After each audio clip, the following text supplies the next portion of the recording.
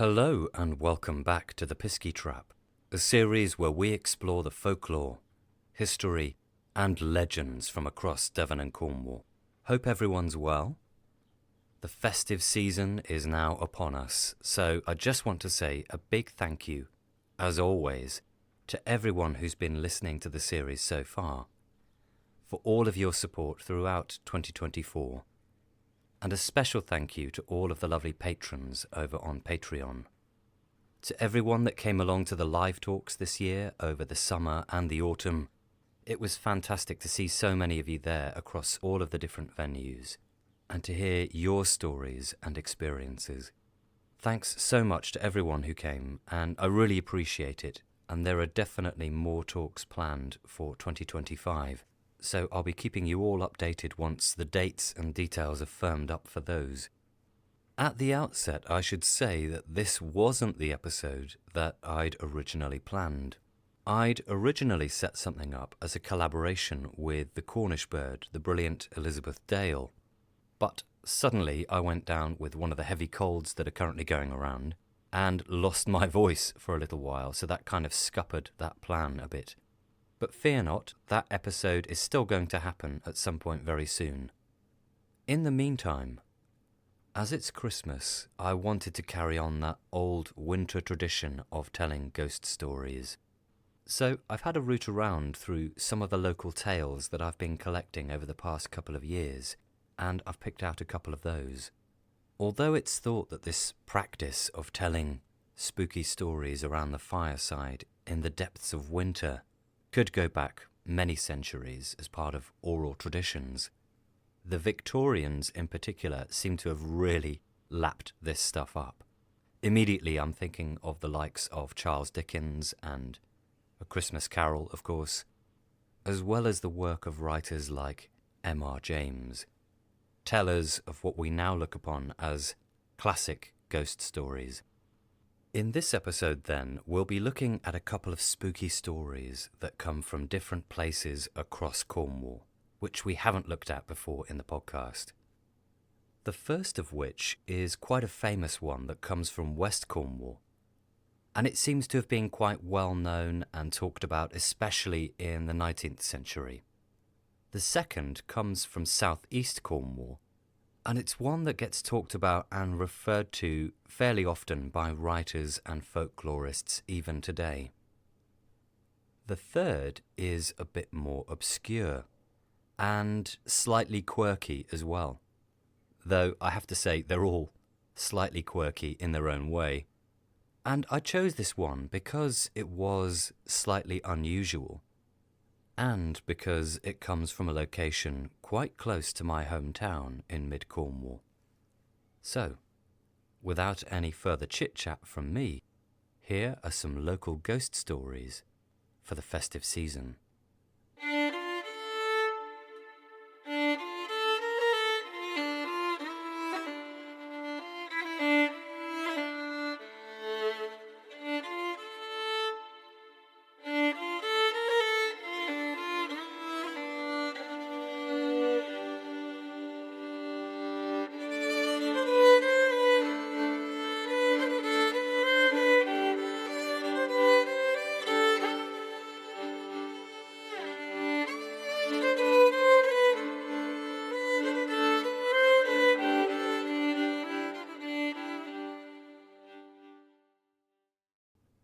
Our first story takes us over to Penzance, and it's one that often gets a mention in books on ghosts in Cornwall and by writers on the paranormal. A majority of my family come from Penzance, and I'm not sure how familiar they or other current residents of Penzance would be with this story now. But 100 years ago, it seems to have been widely known, and that's partly down to our old friend William Bottrell, who included this local tale in his Traditions and Hearthside Stories, first published back in 1870. And this is what he writes. Little more than 50 years ago, the building in Chapel Street, which now serves as a dispensary, with the adjoining house at the entrance to, and apologies if I pronounce this wrong, Vaundevere Lane, formed a mansion which belonged to, and was occupied by, an elderly lady, Mrs. Baines.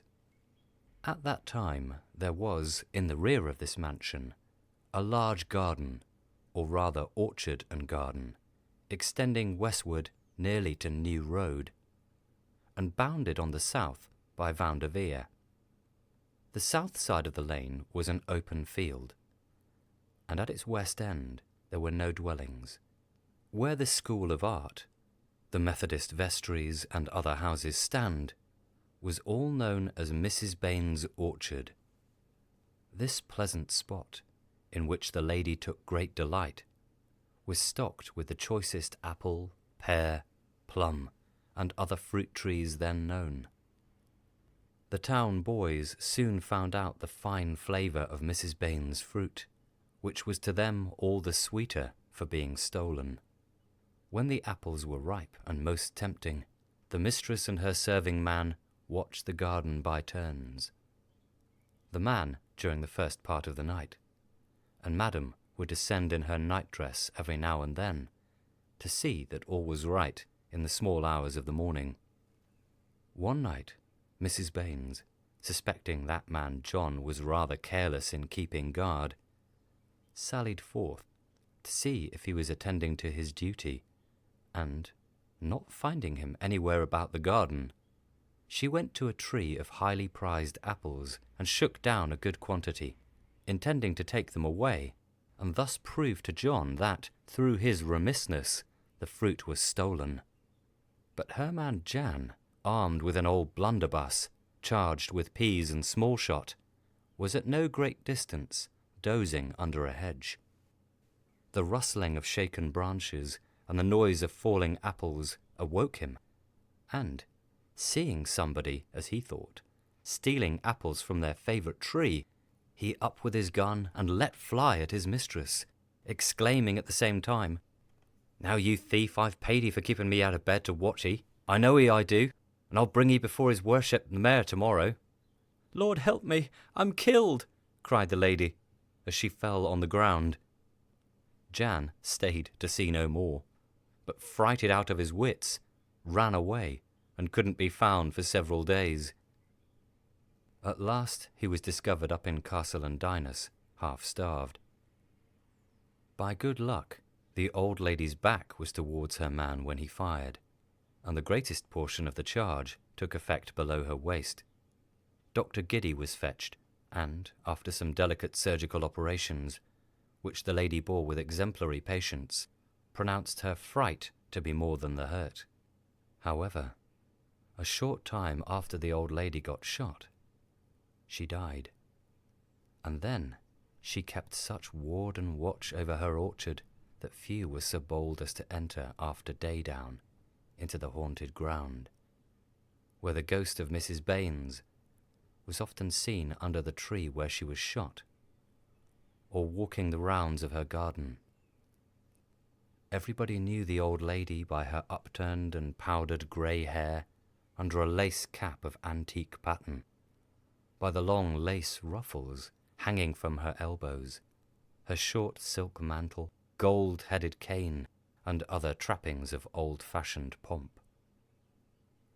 There are many still living in Penzance who would remember the time when they wouldn't venture on any account to pass through Vanderveer Lane after nightfall, for fear of Mrs. Baines' ghost.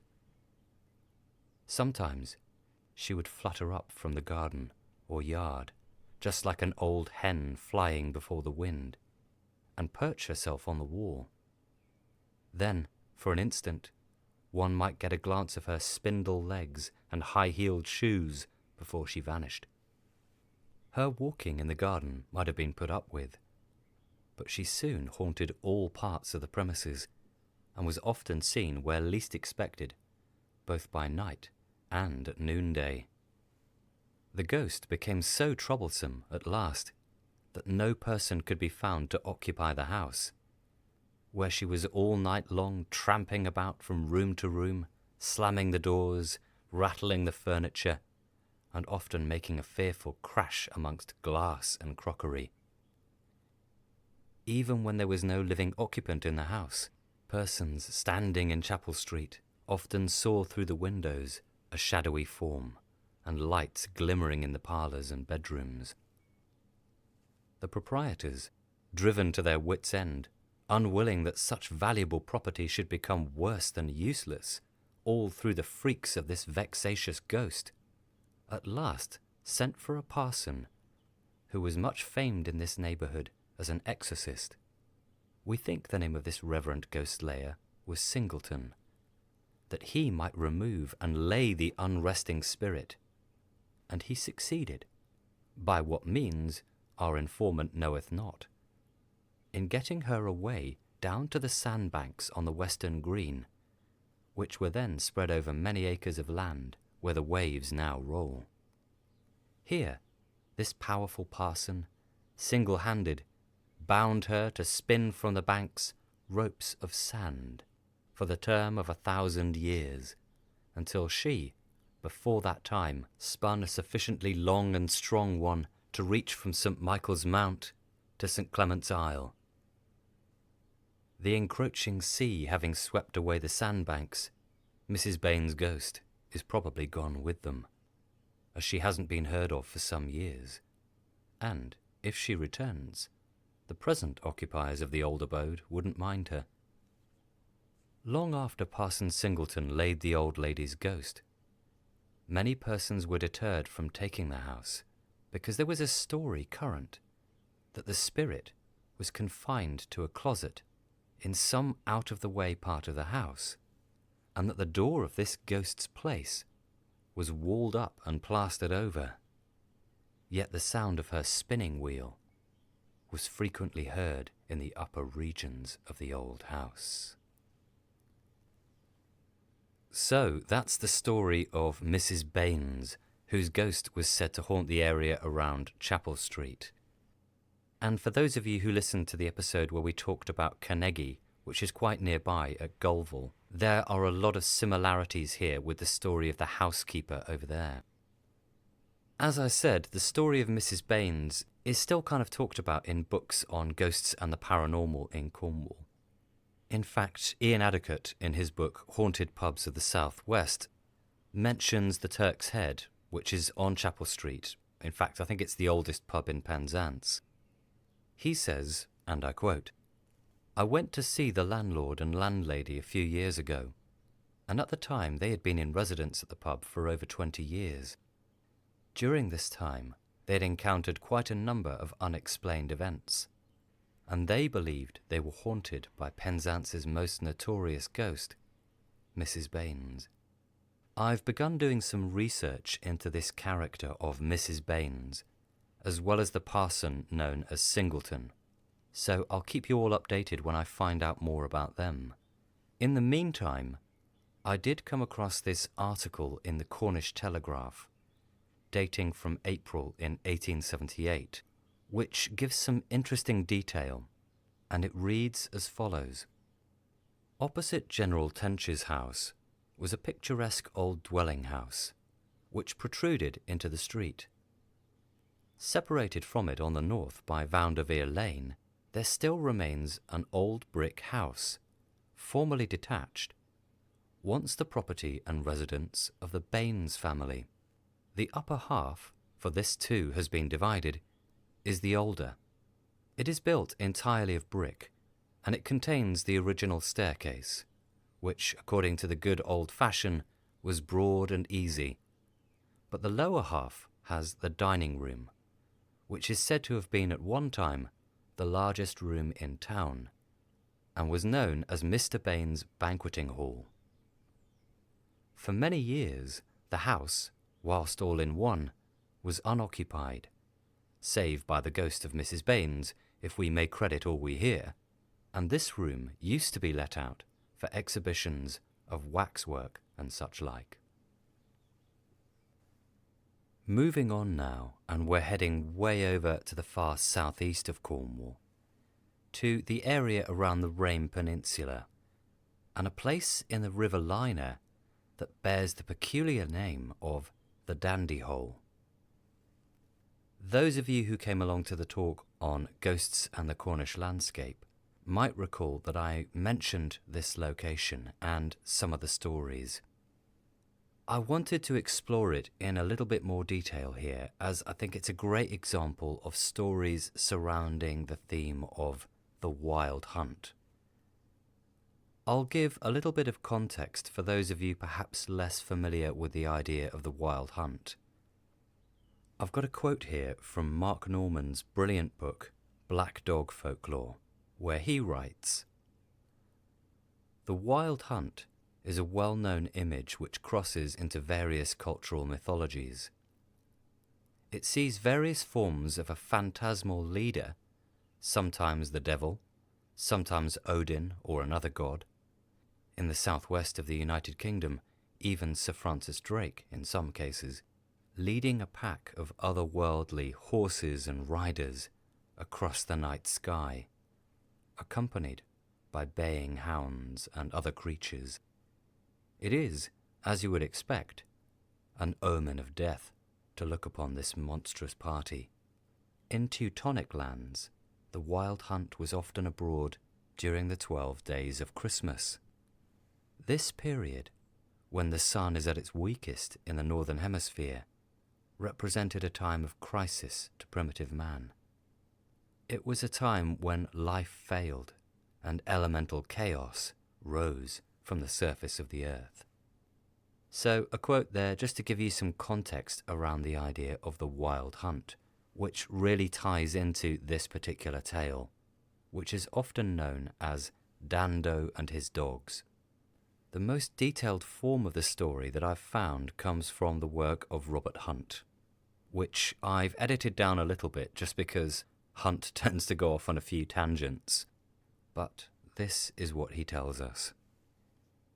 "In the neighbourhood of the lovely village of St. Germans, formerly lived a priest connected with the old priory church of this parish, whose life does not appear to have been quite consistent with his vows. He lived the life of the traditional jolly friar. He ate and drank of the best the land could give him, or money buy, and it is said that his indulgences extended far beyond the ordinary limits of good living. The sinful priest was a capital huntsman, and scoured the country far and near in pursuit of game, which was in those days abundant and varied over this well-wooded district. Dando, in the eagerness of the chase, paid no regard to any kind of property. Many a cornfield has been trampled down, and many a cottage garden destroyed by the horses and dogs, which this impetuous hunter would lead unthinkingly over them. One Sabbath morning, Dando and his riotous rout were hunting over the earth estate. Game was plenty, and sport first-rate. Exhausted with a long and eager run, Dando called for a drink. He had already exhausted the flasks of the attendant hunters. "Drink, I say, give me drink," he cried. "Whence can we get it?" asked one of the gang. "Go to hell for it if you can't find it on earth," said the priest, with a bitter laugh at his own joke on the earth estate. At that moment, a dashing hunter, who had mingled with the throng unobserved, came forward and presented a richly mounted flask to Dando, saying, "Here is some choice liquor, distilled in the establishment you speak of. It will warm and revive you, I'll warrant. Drink deep, friend. Drink." Dando drank deep, the flask appearing to cling to his lips. The stranger hunter looked on with a rejoicing yet malignant expression, a wicked smile playing over an otherwise tranquil face. By and by, Dando fetched a deep sigh and removed the flask, exclaiming, "That was a drink indeed. Do the gods drink such nectar?" "Devils do," said the hunter. "And they do I wish I were one," said Dando, who now rocked to and fro in a state of thorough intoxication. "Methinks the drink is very like." The impious expression died upon his lips. Looking round with a half-idiotic stare, Dando saw that his new friend had appropriated several head of game. Notwithstanding his stupid intoxication, his selfishness asserted its power, and he seized the game, exclaiming in a guttural, half-smothered voice, "None of these are thine." "What I catch I keep," said the hunter. "They're mine," stammered Dando. The hunter quietly bowed. Dando's wrath burst at once into a burning flame, uncontrolled by reason. He rolled himself off his horse and rushed, staggering as he went, at the steed of his unknown friend, uttering most frightful oaths and curses. The strange hunter's horse was a splendid creature, black as night, and its eyes gleamed like the brightest stars, with unnatural lustre. The horse was turned adroitly aside, and Dando fell to the earth with much force. The fall appeared to add to his fury, and he roared with rage. Aided by his attendants, he was speedily on his legs, and again at the side of the hunter, who shook with laughter, shaking the game in derision and quietly uttering, "They're mine." "I'll go to hell after them, but I'll get them from thee," shouted Dando. "So thou shalt," said the hunter, and seizing Dando by the collar, he lifted him from the ground and placed him, as though he were a child, before him on the horse. With a dash, the horse passed down the hill, its hooves striking fire at every tread, and the dogs, barking furiously, followed impetuously. These strange riders reached the banks of the Liner, and with a terrific leap, the horse and its riders, followed by the hounds, went out far in its waters, disappearing at length in a blaze of fire, which caused the stream to boil for a moment. And then the waters flowed on as tranquilly as ever over the doomed priest. All this happened in sight of the assembled peasantry. Dando never more was seen, and his fearful death was received as a warning by many, who gave gifts to the church. One amongst them carved a chair for the bishop, and on it he represented Dando and his dogs, that the memory of his wickedness might be always renewed. There, in St. German's Church, stands to this day the chair, and all who doubt the truth of this tradition may view the story carved in enduring oak. That's Robert Hunt's take on this story, but there is another version of the tale that seems to come from a local oral tradition. And in that version, the priest isn't named, but the story begins in much the same way. The priest is out riding on the Sabbath, but he gets separated from the hunting party and finds himself in Cheviot Woods. Soon he comes upon a clearing in which a magnificent feast has been laid out on tables. A dark stranger, known as Dondo, offers the priest to join him and eat and drink his fill, which, of course, the priest does. After gorging himself, the priest declares that he would ride to hell and back to find food and drink that good. At which point, the stranger transforms into a horned creature and says, "Then so you will," and pursues the priest on horseback all around the surrounding countryside until they all disappear into the River Liner at the spot still called the Dandy Hole. Alex Langstone writes the following, drawing from Memory, Place and Identity by Bob Keyes, and I quote, "The wild hunt still haunts the lonely lanes, wild cliffs and dark woodlands of the Rame Peninsula between Halloween and Candlemas, and can particularly be heard on dark, stormy nights. Often seen as an eerie portent to a shipwreck, where the Dondo hunts the souls of the recently deceased. Besides the Dandy Hole, the Dondo and his wild hunt have sometimes been seen disappearing into the cliffs between Brawn and the Longstone to the east of Downderry. If anyone gets caught up with or is witness to the ghostly wild hunt of the Dondo, they will only survive if they close their eyes tightly, pray and keep faith with God. If this is followed, they will be set back down, where they first witnessed the demonic hounds of the Dondo, though it is reported by Rame folk that their hair will likely have turned white because of their encounter.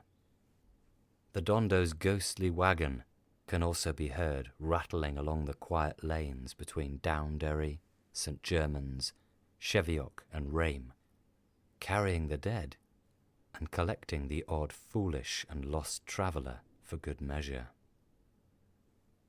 A couple of fascinating local stories there surrounding this figure of the Dondo, or Dando, and his dogs. Our third story is a peculiar one that I encountered in the course of some recent research. And it stood out to me, firstly because it was one that I'd never heard of before, and because it comes from Luxillian, which is just up the road from me. I found it in an article from the Western Morning News, which was written by Charles Henderson back in 1929. And there's the odd bits in there, the way that it's written, because it's quite historically focused, that remind me in some ways of M.R. James. But anyway, this is what Henderson writes. In the year 1728, one John Cole was admitted to the vicarage of Luxillian, which he held until 1773, when his son, Francis Cole, succeeded him. Francis Cole also served the little church of Warleggan, about 10 miles away, and in 1774 he had the good fortune to marry the widow of the squire there, Mrs. Nance of Trengoff. The neighbourhood seems to have viewed this curate-turned-squire with some indignation. Perhaps he was a cruel stepfather to the young heir of Nance. Perhaps it was too obvious that he had married for money rather than for love. He is said to have kept a pack of hounds and to have swaggered about in a great coach. Trengoff House is still a very interesting old place, though a large part of it has been pulled down. The old house is large and rambling. It is surrounded by a maze of curious little courts and walled gardens after the old Cornish fashion. I was told by the late occupier that Parson Cole's ghost was reputed to haunt the neighbourhood. Cole died in 1792, and though nearly 150 years have passed since then, his name and story are still remembered at Warleggan. I have quite recently come across traces of his ghost at Luxillian.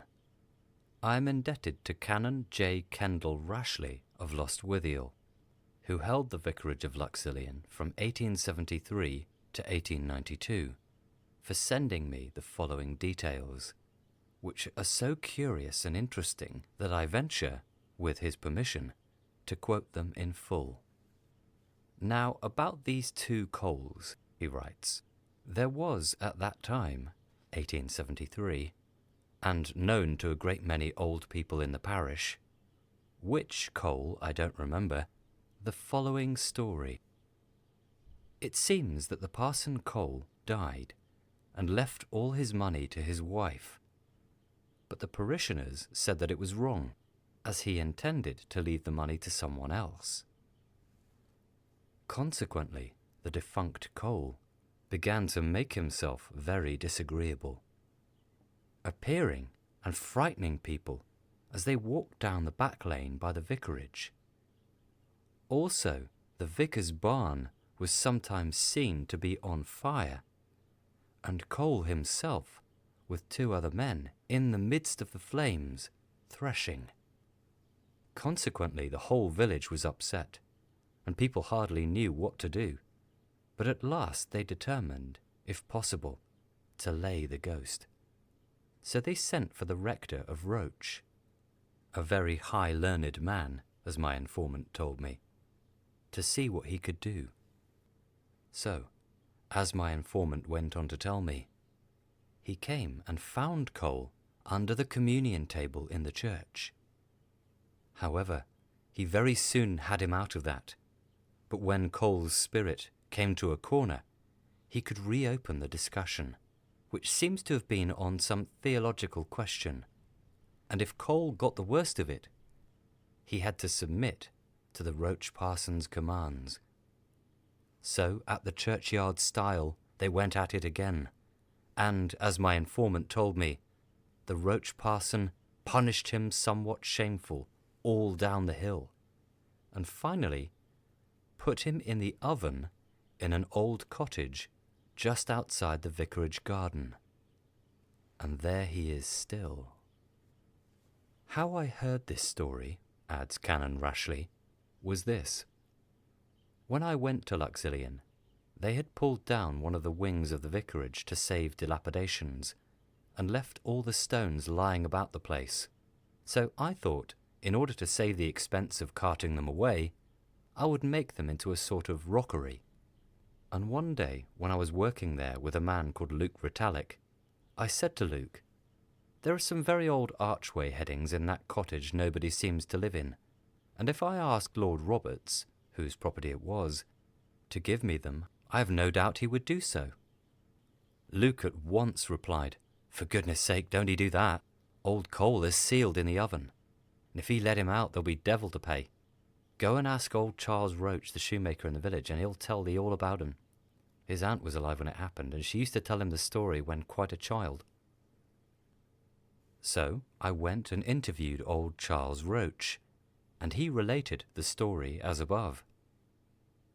Most of the people who knew of the story must now be dead, and I do not suppose many of the rising generation have heard it. However, the cottage and the oven are still standing, though in ruins, or were last year, and old Cole may be still there. However, nobody has dared to risk the experiment of looking. So that's the story surrounding Parson Cole at Luxillian, and Henderson finishes the article by highlighting the involvement of the ghost slayer character in this, and talks of the similarities with some of the local myths around Tregeagle, and also with the stories over at Carnegie. He highlights how this story is quite an obscure one compared to a lot of other local stories out there, and in fact finishes by saying, and I quote, "I do not think that Parson Cole has found a place in any published work on Cornish legends, but on the score of having traditions about him in two distinct places, Trengoff and Luxillian, I feel that he deserves the attention of the folklore specialist." I'm always excited to discover stories like this, precisely because they're more obscure. They're not talked about. Even Henderson, writing almost a century ago, says that the young generation probably wouldn't know it anymore. To me, rediscovering local tales like this is hugely important, to keep some of these traditions alive. That said, if you're from the Luxillian area, and you're already familiar with this local ghost story, or variations of it, then please do get in touch. I'd love to hear from you. As you often get with stories that involve a ghost slayer, it's quite odd and a bit quirky. You've got the ghost seemingly hiding under the communion table in the church, then being challenged to a theological debate, which he seems to lose, is chased down the hill and apparently plonked in an oven. But I kind of love it because it's so weird and a bit wacky. And clearly, back in the 19th century, the locals knew the story and believed in it enough to avoid the cottage and its haunted oven. That's it for this episode. I hope you found it interesting and enjoyable. If you did, don't forget to give us a like and subscribe. Maybe leave a review. All of that really helps me to keep this project going. If you'd like to get in touch, you can email me at thepiskytrap@gmail.com or drop me a message on Instagram or Facebook. In the meantime, wishing you all a Merry Christmas if you celebrate Christmas. Otherwise, enjoy the festive break. Have a happy new year. And we'll be back again with some exciting new episodes in 2025. Thanks for listening. The Pisky Trap is written and presented by me, Keith Wallace, with music by Elizabeth Westcott and artwork by Karis Harrington.